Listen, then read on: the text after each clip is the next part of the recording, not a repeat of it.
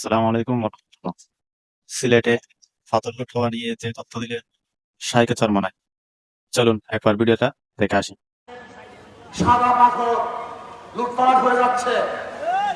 আমি বক্তব্য দিয়েছিলাম পাথর কৌড়ি ছেড়ে দেওয়ার জন্য, আমাদের খনিজ পাথর উত্তোলন করার জন্য।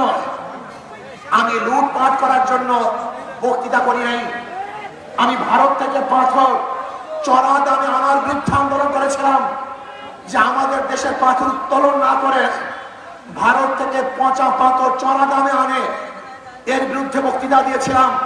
কিন্তু আমাকে আজকে তারা বলতেছে আমার বক্তৃতার কারণেই নাকি তারা পাথর চুরি করেছে।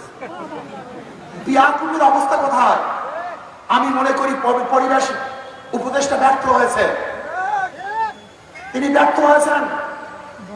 তিনি পাথর কৌড়িকে ছেড়ে না দিয়ে বরং লুট করার ব্যবস্থা করেছেন। লুট করার কারণে কি হয়েছে? বহিষ্কার করা হয়েছে। আপনাদের ধারণা কি এতগুলি পাথর কি একদিনই সরানো হয়েছে না দীর্ঘদিন পর্যন্ত সরানো হয়েছিল?